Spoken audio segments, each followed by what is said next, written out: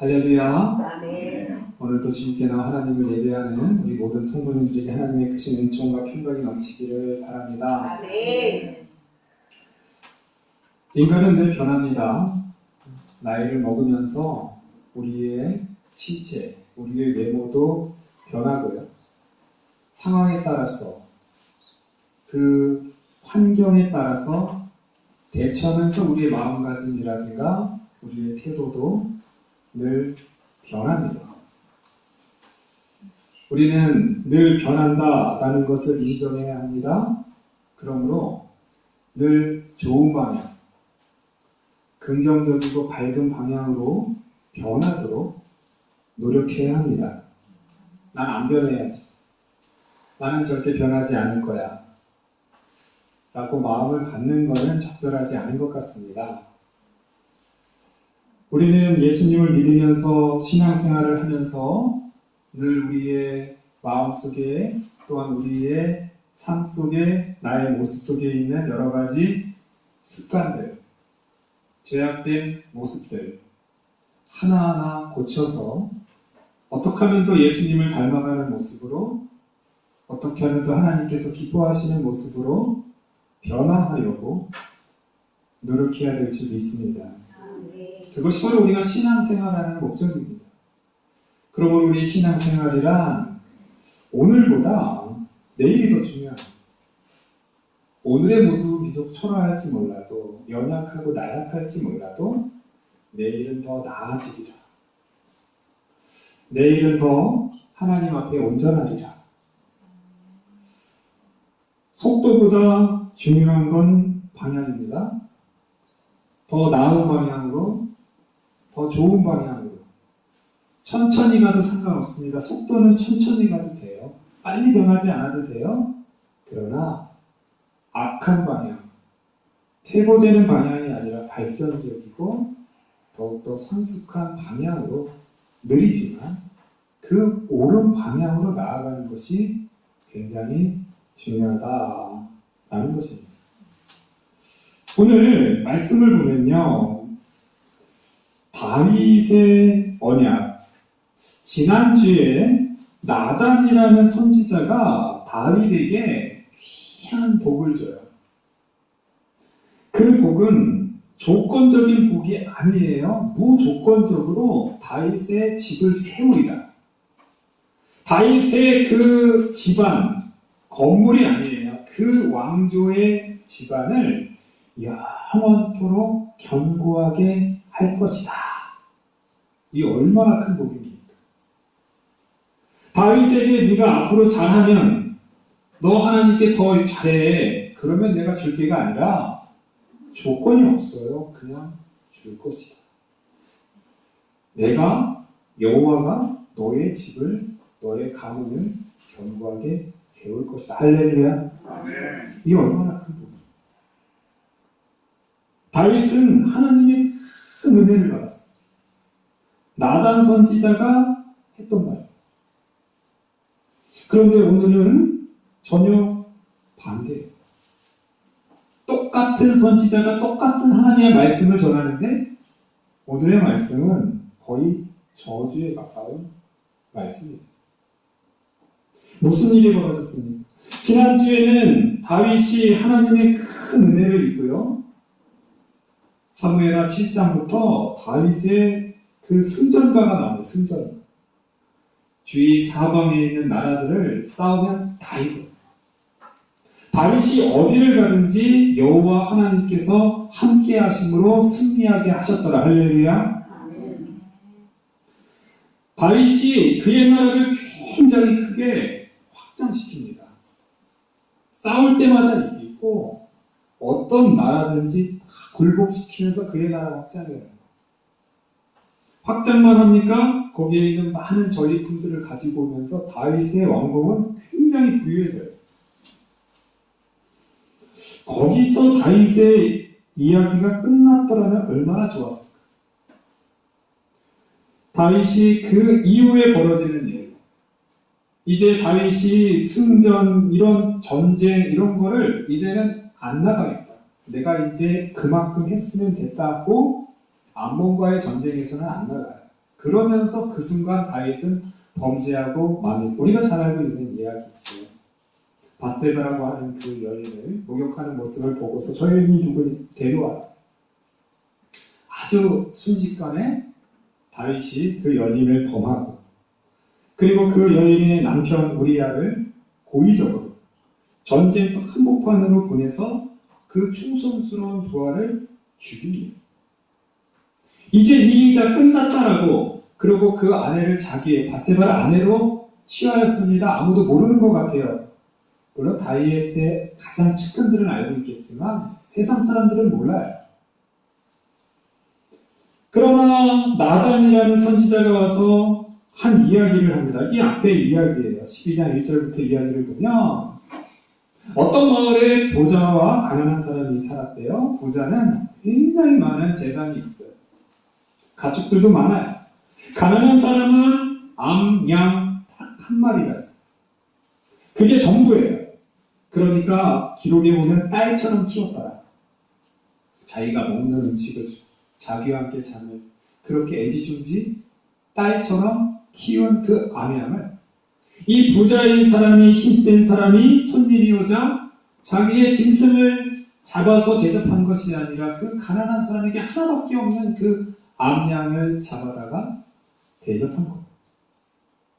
그러자 다윗이 아니 그런 악한 사람이 있느냐, 그 사람들은 반드시 죽어야 된다.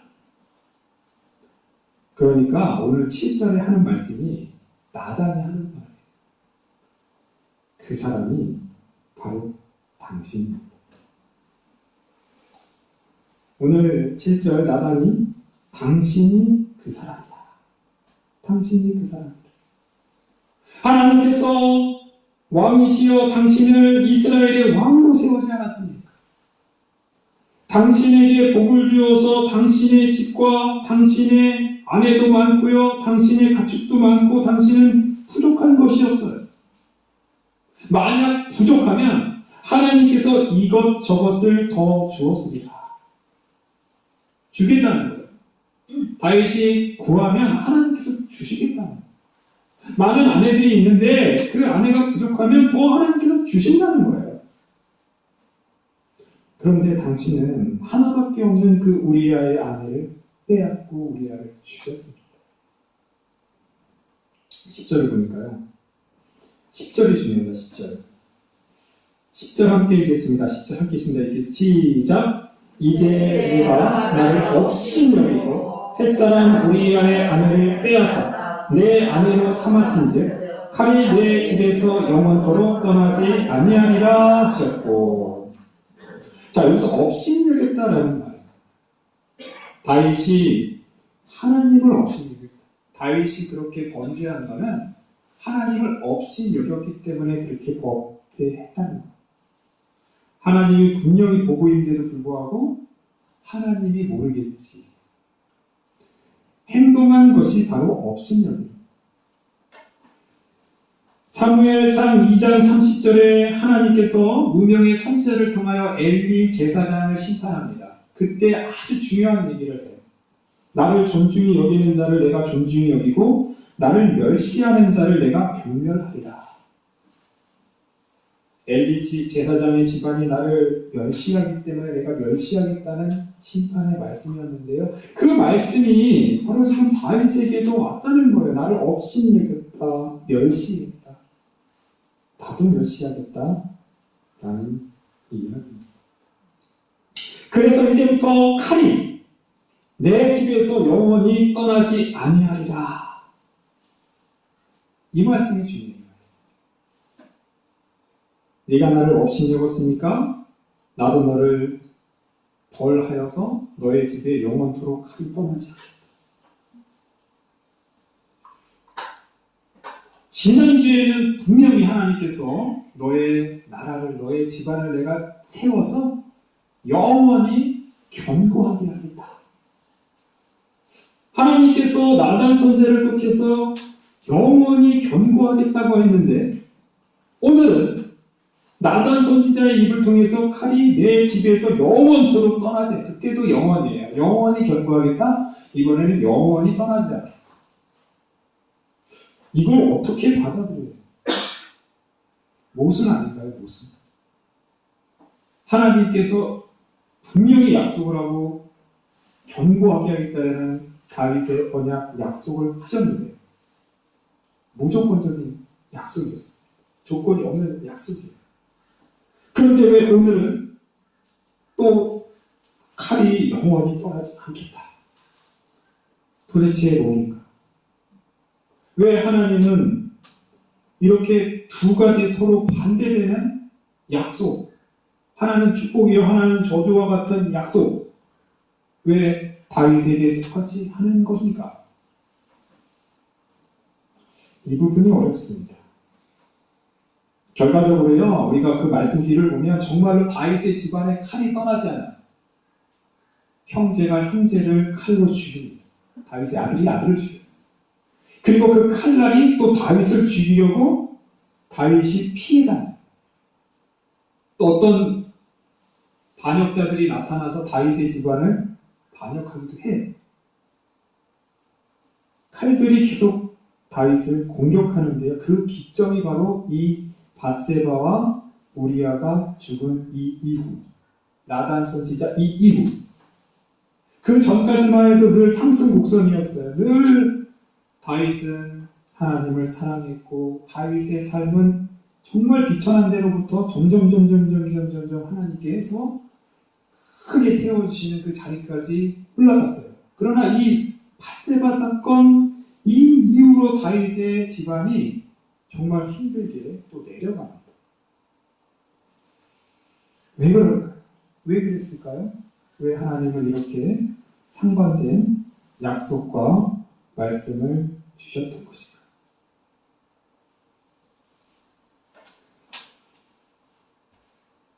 다윗은 가진 것이 너무 많습니다. 다윗은 많은 그 사방의 나라들을 다 점령하고 그러면서 힘이 너무 강해졌어요. 그리고 그들로부터 빼앗은 그 재물들이 너무 많아요. 다윗은 힘도 강했고 굉장히 부유해졌어요. 사람이 가진 것이 많고 너무 많은 이렇게 풍족해지면 사람은 나태해지고 또는 향락에 빠지거나 타락하기가 쉽습니다. 중국의 춘추 전국시대, 그 시대를 통일한 왕이 있어요. 진시황. 진시황이요, 그 엄청난 제국을, 나라를 통일하고 나서 아주 화려한 왕궁을 많이 짓습니다. 한양이라고 하는 한양궁을 짓고 육궁궁도 짓고 아방궁을 짓는데요. 이 아방궁이라는 것은 어마어마해요. 동서의 길이가 1300m입니다. 터가. 그 터만 남아있어요. 흔적만. 그리고 남북의 길이가 420m. 이게 평수로 어떻게 되는지 제가 거기까지 계산 안 했는데 높이가 8m 정도에 이르는 1300m의 420m의 그 터가 그렇게 아방궁을 졌는데 자기 시대에 못 지니까 그 아들 세대의 왕궁이 돼요. 그러나 그 아들 시대에 그것이 완공되자마자 항우라는 사람이 이 진나라를 무너뜨리고 태워버려요. 그냥 좀 놔두지. 항우도 대단해. 그 아방궁이 불타는데 석 달이 걸렸다고 합니다. 석 달. 이 나무의 그런 건축물이 도대체 얼마나 크고 얼마나 화려했길래 석 달이 걸리는 겁니다. 세워지자마자 불타오르죠. 인간의 욕심은 끝이 없어요. 또 지하에도 엄청난 궁을 지었다고 하잖아요. 지하.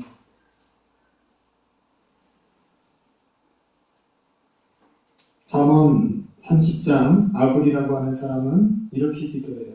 나로 가난하게 하지도 마옵시고 부하게도 마옵시고 오직 필요한 양식으로 나를 먹여주십시오.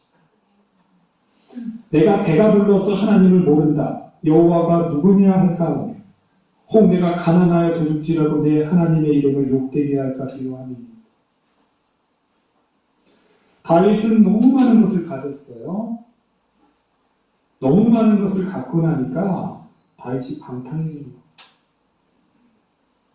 옛날에 다윗은 그런 사람이 아니었어요. 하나님을 정말로 잘 믿고 또한 용감했지. 골리앗 앞에서도 두려워하지 않고 하나님을 그렇게 믿으니까 두려워하지 않는 거예요. 훌륭한 장수였어요. 그러나 너무 많은 것을 누리고 너무 은혜를 하나님께 받고 나니까 다윗은 무너지는 거예요. 자, 다시 한번 이 말씀을 보면요. 칼이라는 것. 물론 이 칼이라는 것은 다윗에게 쓰라립니다. 자녀들이 서로 칼로 죽이고요. 그 칼이 다윗에게 향할 때 다윗은 슬퍼하며 괴로워합니다. 아픈 거예요. 그런데요. 그러나 하나님께서 내 나라, 너의 집안을 영원히 견고하게 하리라고 하는 그 약속은 변치 않는 겁니다. 그 칼이 다윗의 집안을 완전히 무너뜨리지 않아요.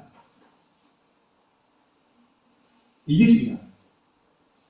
하나님의 약속은 맞아요. 둘 다 맞아요. 영원히 견고케 하리라. 다윗의 왕조는요, 그 왕조는 한 번도 반란으로 바뀌지 않아요. 끝까지 갑니다. 그러나 북이스라엘은 왕조가 계속 바뀌어요. 하나님의 약속이기 때문이에요. 다윗의 왕조는 영원히 바뀌지 않고 변하지 않습니다. 그러나 그 다윗의 왕조에도 칼은 있었습니다. 그 칼이 다윗을 아프게 하고 다윗의 나라를 공격해서 이스라엘을 아프게 했습니다. 이건 하나님의 잘못이 아니에요. 하나님의 저주가 아니에요. 그 칼이 있으므로 다윗이 스스로를 반성합니다. 그 칼로 인하여서 다윗이 많은 것을 가졌지만 더 방탕해지지 않고 제어할 수 있는 것이 바로 칼입니다.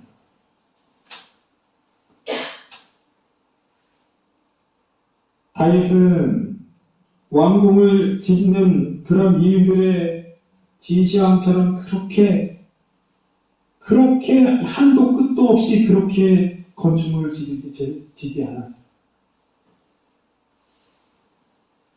하나님께서 다윗에게 그 칼, 압살롬의 반역, 그 칼을 통해서 다윗은 그 칼에 맞을 때마다 나도 나의 칼로 우리아를 죽였지. 내 칼로 우리아만 죽였으니까 우리아와 같이 있던 부하들이 같이 죽은 거예요. 선량한 부하를 그 칼로 내가 아프게 했지? 나는 참 반성해야 되는구나. 회개해야 되는. 그 칼이 올 때마다 회개하는. 이 칼은 오히려 바울을 다윗의 욕심을 절제하게 해주는 칼이었다는 거예요. 더 이상 타락하지 못하도록 막아주는 칼이 바로 이 칼이었다는 것이죠. 하나님의 약속은 둘 다 유효합니다. 한쪽에서는 다윗의 왕조를 영원히 견고하게 하면서도 그 왕조에서 혹시 다윗이 잘못되고 타락할까봐 한쪽에서 또 칼로 끊임없이 다윗을 징계해야 하는 것이에요. 그러므로 하나님의 나라, 하나님의 약속이 완전해지는 것이죠.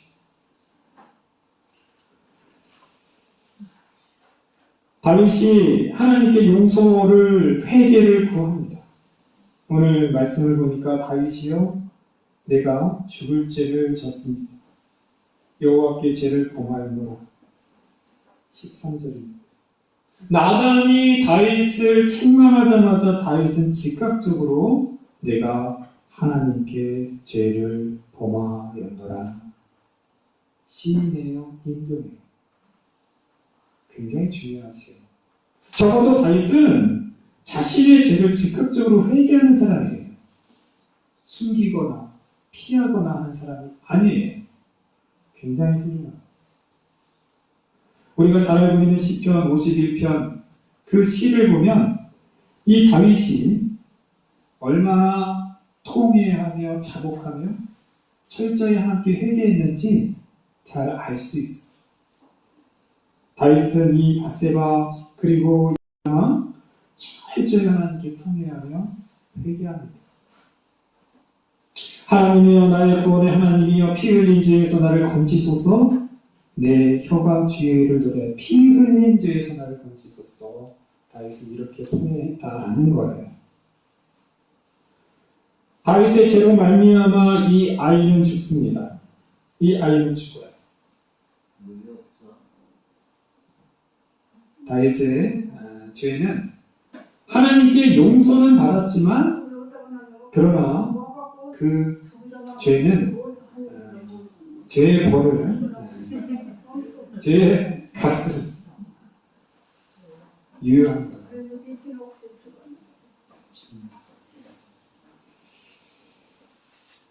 하나님의 은혜는 값없이 우리에게 주어집니다. 그러나 하나님의 은혜가 있다고 해서 우리가 저지른 죄의 벌이 다 사라지는 것은 아니에요. 다윗은 자신의 죄는 용서받았지만 그러나 자신이 행했던 죄로 말미암아 칼이 다윗의 집을 공격하는 벌을 받아야 했던 것입니다. 우리가 지난주에 말씀을 나누었던 그 다윗의 후손이 그 나라를 견고하게 하리라 라고 했던 그 이야기는 솔로몬을 얘기하는 게 아니에요. 그 다윗의 후손은 누굴까요? 예수님이십니다. 예수님께서 우리의 죄를 위하여 십자가에 죽으신 것은 하나님의 은혜와 또한 우리의 죄에 대한 그 벌을 동시에 이루신 거예요. 하나님은 우리의 죄를 그냥 용서해 줄 수 있어요. 그냥도 사해 줄 수 있어요. 그러나 그냥 사해 주면 하나님의 정의와 하나님의 공의에 맞지 않는 거예요. 그렇기 때문에 그 아들을 십자가에서 죽이실 수밖에 없었다라는 것입니다. 이것이 바로 다윗의 언약의 성취. 그 다윗의 언약의 성취는 바로 십자가에서 우리 예수님의 보혈로 인하여 이루어졌다라는 것입니다. 우리는 하나님의 은혜를 너무 값없이, 너무 값싸게 받으려고 하면 안 됩니다. 우리는 하나님의 은혜를 받아서 죽을 수밖에 없지만 우리가 구원을 받은 것이고요.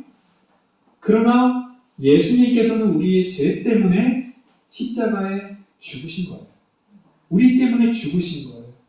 그러므로 우리는 늘 이것을 기억해야 합니다. 그냥 용서해주고 그냥 나의 죄를 그냥 없이 하는 것이 절대 아니라는 걸 우리는 깊이 생각해야 합니다. 나 때문에 우리 예수님이 죽으셨다. 나의 죄 때문에 우리 예수님께서 피를 흘리셨구나 라는 것을 우리는 깊이 생각해야만 우리가 겸손해질 수 있는 겁니다. 한없이 우리의 욕심을, 우리의 권력을 키워 나가는 것이 아니라 하나님의 은혜를 받되 예수님의 보혈로 인하여 우리는 겸손해져야 돼요. 칼이 내 집에서 영원히 떠나지 아니하리라. 이것은 이제 예수님으로 바뀌었어요. 죄를 지면 죄 벌을 받아야 되는 그 다윗의 약속은 예수님을 통해서 이제 예수님의 보혈이 영원히 우리에게서 떠나지 아니하리라. 칼이 예수님의 보혈로 바뀌었습니다. 그 예수님의 보혈은 늘 우리가 생각해야 되는 것이고 늘 우리가 그 앞에 마주해야 되는 것입니다. 그래야만 우리가 하나님의 은혜를 받고도 하나님의 풍족한 은혜를 받고도 우리가 타락하지 않을 수 있고 방탕하지 않을 수 있고 우리가 하나님 안에서 기쁘고 행복한 그 영원한 복을 누릴 수 있는 길은 바로 예수님의 보혈을 늘 생각하고 예수님의 보혈로 인해 우리의 마음을 겸손하게 바꾸어가야만 하는 것입니다. 기도하겠습니다.